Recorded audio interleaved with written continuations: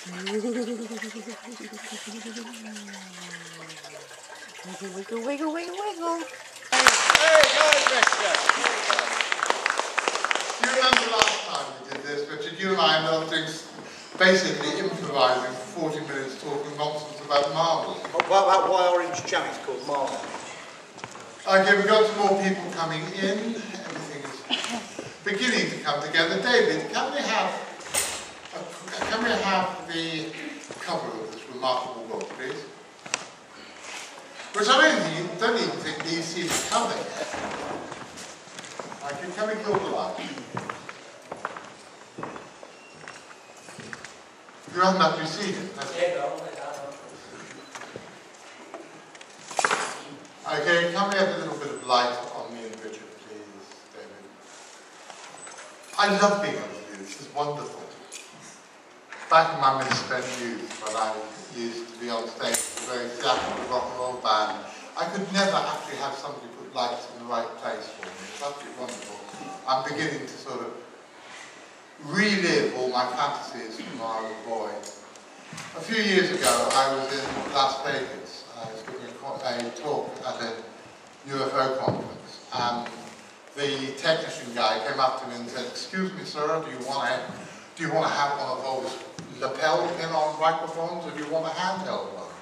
And I said, "Oh, I'd much rather have a handheld one if you want." He said, "Well, why is that, sir?" I said, "Just, I feel more comfortable with it in this surroundings. And anyway, it's something I've always wanted to do." And he said, "What's that?" And I said, "Sure, give me the microphone." He did. And I went on stage and said, "Hi, my name's John Downs. Good evening, Vegas. Are you ready to rock and roll?" And the audience all, actually, to my great gratification, clapped and cheered. I didn't sing a song. I gave a fairly dull lecture about a UFO crash in Puerto Rico, which probably never happened. But, once again, I am digressing. Richard and I have been friends for 16 years now, and for 15 of those years, if we haven't actually shared the same house, we have slept under the same roof for large amounts of the time. And Richard, when he left university, came down to live at my house in Exeter in the summer of 1998. And one of the perks, one of the few perks of being a cryptozoologist who publishes their own magazines, is that you get other people's magazines and other people's books to review. And it's great. I mean, I remember telling Dave once, Dave, my nephew, you know Dave, right at the front, I remember telling him once that one of the few perks of the job is you get a lot of free stuff. And it's right, Dave, isn't it? You do. Yeah. See, yeah. You weren't listening to a word I said, were you? No. That's young people. Really, just what an appalling lack of respect. David, I'm shocked. I thought you always hung a dog on my every. But anyway, we used to get lots and lots and lots of free books and free magazines, because this was in the time when the internet was in its infancy, and you still had a lot of people doing print or photocopy fanzines. And we used to get something like 20 or 30 different titles. The most exciting, the best of all of them, was this A4, massive A4 photocopied fanzine that was held together with one of those big plastic, what do they call those, clip binder things? You know things, I mean, plastic things that hold them together, and it was brilliant. And it was a wonderful mixture of stuff from newspapers, stuff from the television, and some incredibly gory and beautifully written, very dark and very gothic stories called New Ferry in the Dark Hours. Yeah, also New Ferry After Midnight. Oh, was New Ferry After Midnight, wasn't it? Yeah, that was the best bit of the magazine. We used to get a lot of 40-in magazines, and some of them like 40-in Times have gone on since 1973. Others flash up for a while and then disappear again. We get a lot, but this was our personal favourite because it was like obviously a labour of love of one man, and it was one man's dream. But it was so well written, and it was everything that the 40-in would want in a magazine. It wasn't arty, it didn't dilly-dally over pseudo 40-in nonsense, it got down to business. and it was remarkably good. And some of the stories of it, I mean, having a very visual imagination, you could imagine them being done as actually as a TV series, like something like a darker version of Tales of the Unexpected. And we used to get this magazine and devour it, and it was very sporadic magazine, but it was always something to look forward to. Those of you who are old enough, do you remember when 14 Times first came out? It was a very small format, a bit like Animals and Men. It was this little tiny magazine, and it had that vibe about it. It had that vibe. You would read it cover to cover and devour it because it was such a great magazine. And Dead of Night is very similar. Passionately written, utterly fascinating, and unremittingly, wonderfully dark, which for an old goth like me was quite wonderful. Remembering in those days, he was quite a young goth, but that's probably beside the point. And like Richard said, the best bits in it were the stories that were written by the editor, a geezer called Lee Walker, and he wrote stories about his childhood in this town in Merseyside called Newferry, about his childhood and his adventures that he had with the Newferry Horror Club, which were him and his friends, and the things that happened when he tormented his younger sister with spiders. I love that story, mainly because Dave's mum, I used to do exactly the same thing to her when I was about 14. That's what little sisters are for, isn't it? And like Richard said, we just used to devour the thing cover to cover. Time went on and we lost touch with it. I hadn't heard from him for a long time. And more by luck than by judgment, we started our own publishing company, and from doing half a dozen different titles, either written by me or by Richard, or with photocopied and ring-bound, when my dad died, I inherited a little bit of money, not very much, a little bit.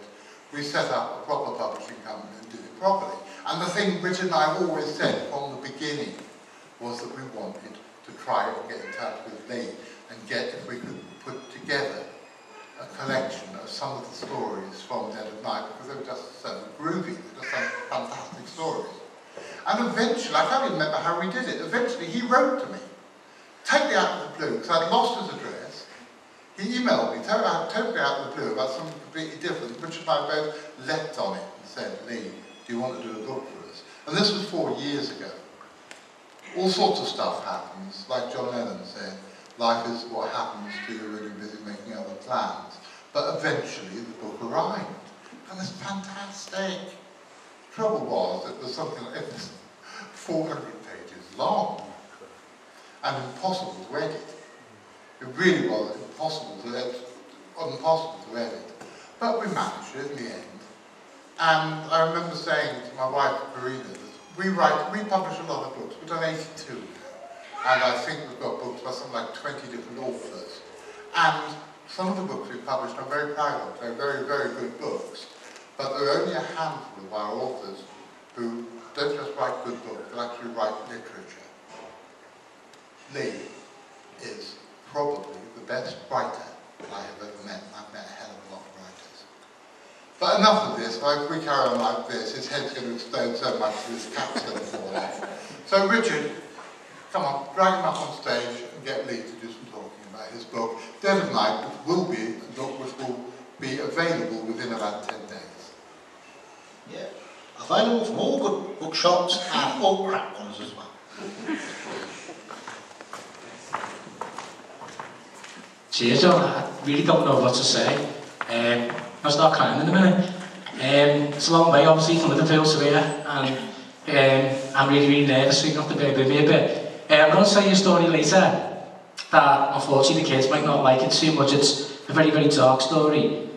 John's erroneously said that it's a rabbit-eating goblin. It isn't actually a rabbit-eating goblin, it's a rabbit-killing goblin. There was no proof that they actually ate it. We never caught the goblin, so we don't know whether it ate it or not. What we do know is, though, something very strange occurred back in 1982. in a little town called New Ferry, which is just over the water. I'm from Liverpool originally, as you can probably tell from the accent. But the thing is, what John said, what I wanted to do was to write a book that literally transcends, if it can, that's not too sort of snoozy to say, to transcend paranormal, because I grew up with the paranormal, but come from Liverpool, it's very, very difficult subject to talk about. People are passionate about it. It's a very Celtic city, but unfortunately, people take the you-know-what. You can imagine what it's like. You walk into a pub in Liverpool and start saying, I've just seen a goblin kill my pet rabbits. I don't think they're going to literally shake your hand and say, nice one, I'll buy you a bevy. It's not going to happen. People are very, very cynical in Liverpool, they are. But that doesn't mean that they don't believe in this type of stuff. I wanted to write it. It's almost like a rite of passage. I wanted to get it out of my system, and I must admit, it took me 4 years to write it. It probably would have took about 12 months, but basically, as John said, I can't do the John Lennon impression, how bad's that? Sorry. But what I can say is that my life kind of went down the pan, but I've met a wonderful girl over there, Angie, and her family. I can't get upset, sorry. But it's hard. I wanted to get the book out, and I made up its out, and I hope people buy it. You don't have to necessarily be into the paranormal. There's a lot of stuff in there that, while it's autobiographical, doesn't mean that it's just about me. That sounds ridiculous, complete misnomer, paradox. But what I mean is, it could be about any years growing up. Doesn't matter where you grew up, if you grew up in Liverpool, if you grew up in, what's it, Wolfars maybe? Something like that. Wherever it is that you're from, you can relate to it because it's about childhood, it's about the things that you believe in when you're kids. And there's a great line by a fellow called Robert McCannon. He says, we all grow up believing in magic, but then we get it educated right out of our souls. And I think we do. I think that's what happens as we get older. People get cynical, people get, oh, it's all other nonsense. Well, at the end of the day, I don't pretend to have any of the answers. I don't preach. The book isn't like one of those angel books that's come out now where it's telling you, you know, God exists, angel exists, UFOs are real. I don't know the answers. All I know is I've been told some very, very, as John said, dark stories. Not all dark, there's some hopeful ones in there too. And I was going to read you this one, but it's going to take a while. Because the whole thing goes. I'll let myself waiting later and do the proper story. Dave, you read that one. You want to read it all out? It'll be a while. Alright, it's okay. This is about the classic entity, the Phantom Hitchhiker. Now basically, where I live now, over the water, it's a little place called The Will. It's not that little actually. But there's a place called Bromborough, which is again a very small, it's a very ancient Celtic place. So I'll read this out to you now. You've got to bear in mind, I can hardly see, but I'll do my best. There's there's an old grey stone bridge that crosses a small river, roughly halfway along a winding stretch of road that runs between the suburbs of Spittal and Bromborough. Now it's long been rumoured to be haunted by the lonesome spirit of what has been variously described as a white lady, ghostly nun, or phantom hitchhiker, all of who, of course, are the type of apparitions that are right up there with black cowl monks, glowing orbs, and the spirits of well-known historical characters. Now, according to the most oft-repeated legend, the spirit is that of a girl who was set out from nearby Pilton Hall many years ago to make her way to the local nunnery. As she was crossing the bridge, however, she was violently attacked by a homicidal rapist who sexually assaulted her and then murdered her before callously throwing her body into the muddy waters below. Now, whatever the truth of the story, what is for certain, over the years, the last 100 years or so, the place has become synonymous with the appearance and rapid disappearance of some sort of female apparition, even if the descriptions of the entity have varied somewhat according to the testimony of the various eyewitnesses. Numerous people have reported encountering the Phantom Lady as they've driven across the bridge that flows the River Diven, and not all of the accounts occurred at a time in the dim and distant past, diluting their believability to the point where they take on the dubious quality of an oft-repeated folktale either.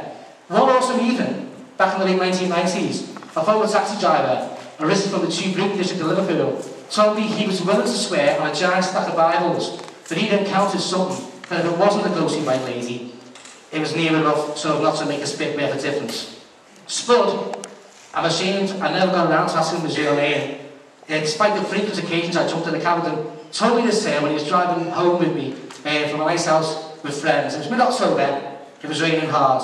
The windscreen wipers were sweeping furiously back and forth, whilst on the radio, Michael Stipe was bemoaning the fact that we were stuck in some corner in dire danger of losing his religion. Through heavy-lidded eyes, Sorry, that was a joke. Heavy lidded eyes, glistening in the street like sodium glare.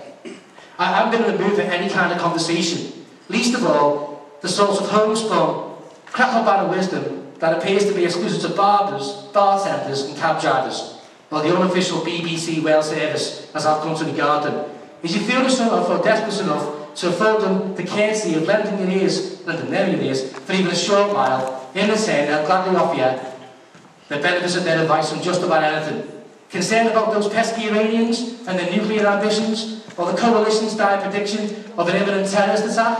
Curious about how many other members of Boyzone might be lighting loafers? Sorry.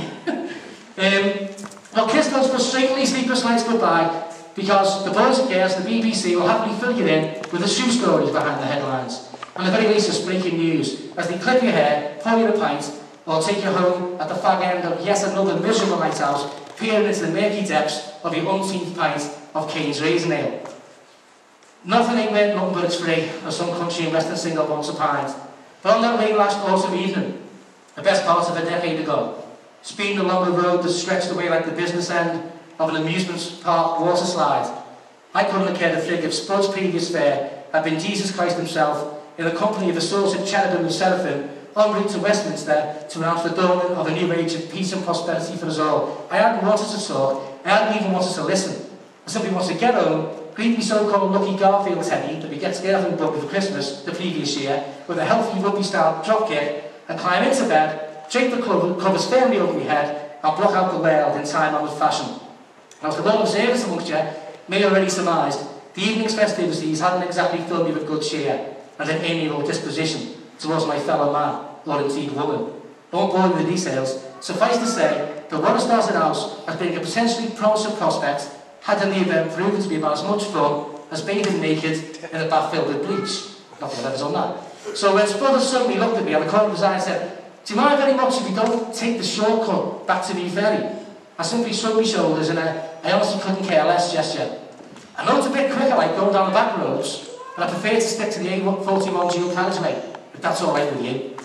Without waiting for a reply, he quickly assured me that this wasn't just some kind of less than subtle ruse aimed at increasing the taxi fare. He said he simply didn't like travelling along the Spittal Road. And although I thought it was a bit strange, it didn't particularly bother me.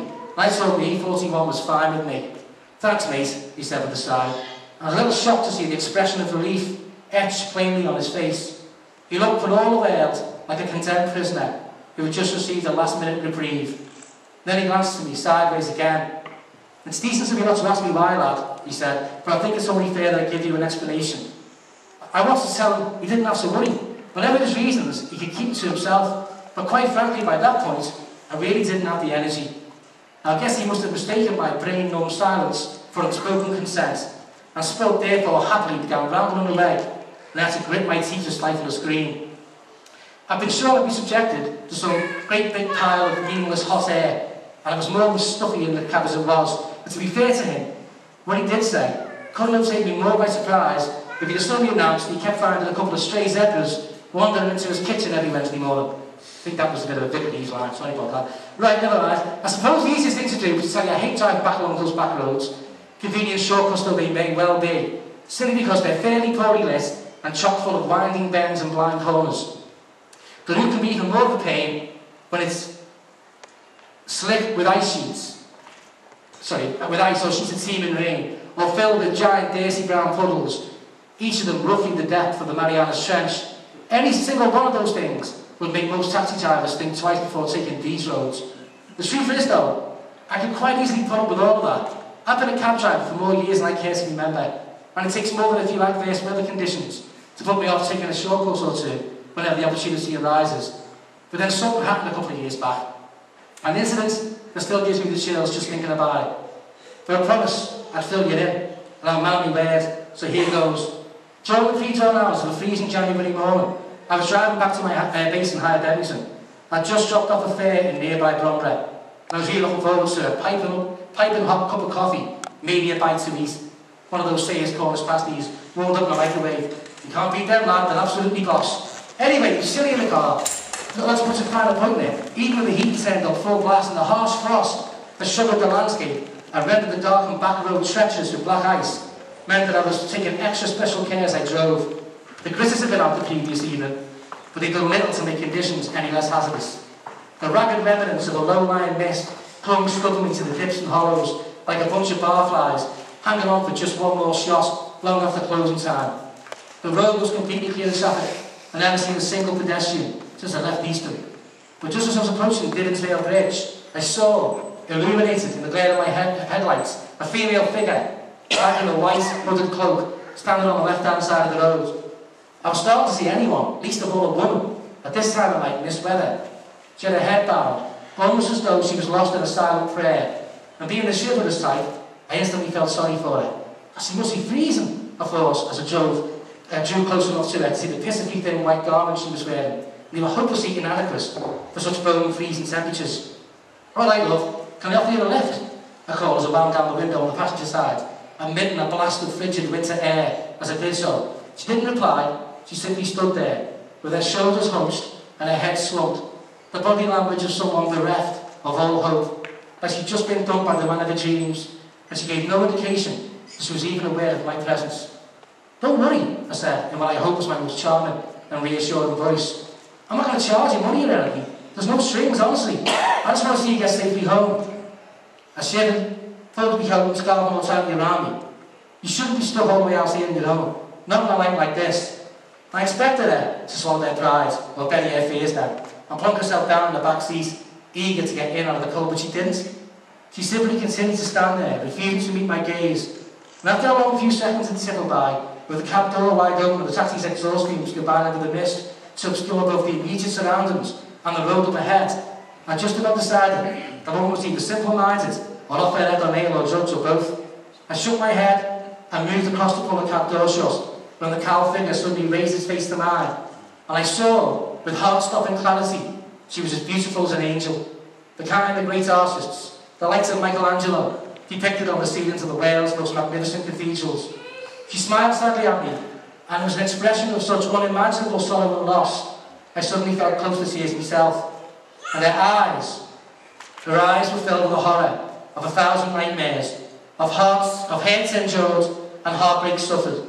And it's not very often I'm lost for words, as I'm sure you've already noticed, but at that particular moment, the path between my brain and any kind of meaningful speech was suddenly hit by a series of terminal roadworks. As it turned out, I didn't need to say anything anyway. With a barely perceptible nod of her head, she gracefully manoeuvred her way into the front passenger seat of the cab and sat down without saying so much as a mumbled thank you. She pulled the cab door closed and stared straight ahead through the windscreen as though in a trance. I asked her where she wanted to drop it off. She simply raised her right hand and pointed at the fog-shrouded road before us. And of course, I thought it was more than a little strange, but I held my tongue and gently put my foot down, assuming I was heading in the right direction, unless she'd tell me her destination when she was good and ready. We travelled for a few minutes without speaking, although I didn't realise until later, the volume on the cab radio, the late-night tunes of Magic FM, and the familiar calls from the bass had all faded to a sleepy background drone.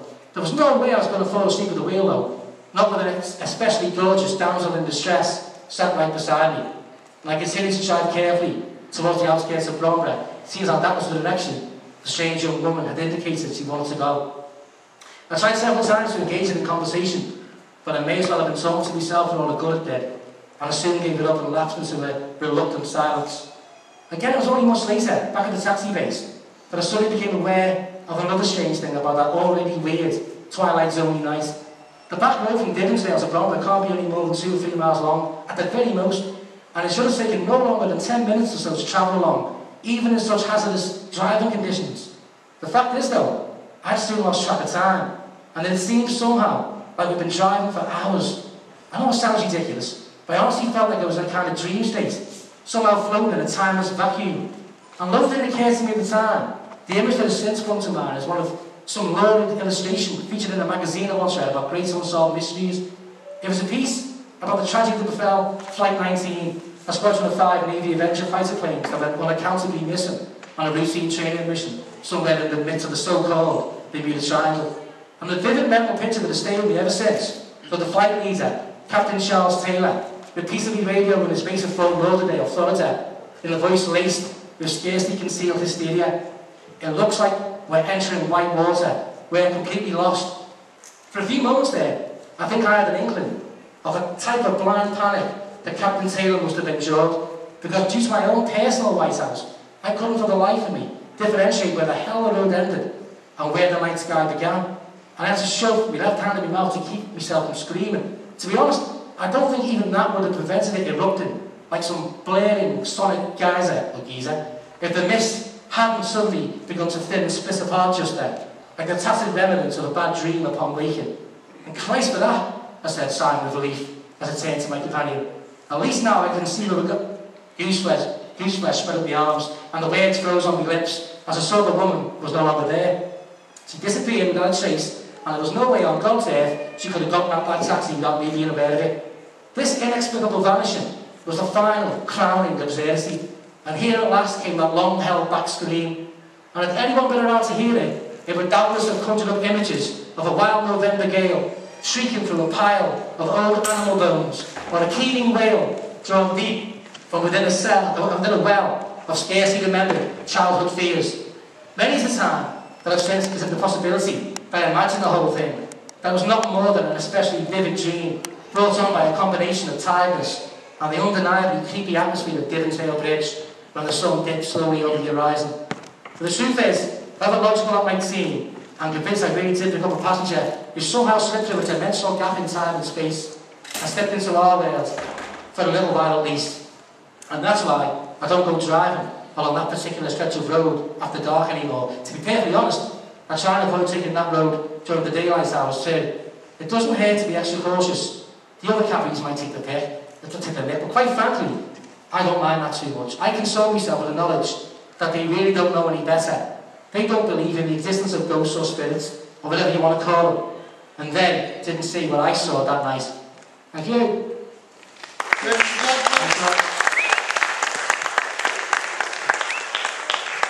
One of my favourite writers, and someone I'm very, very proud to have in CFZ Press, Lee Walker. Oh, nice one, But now,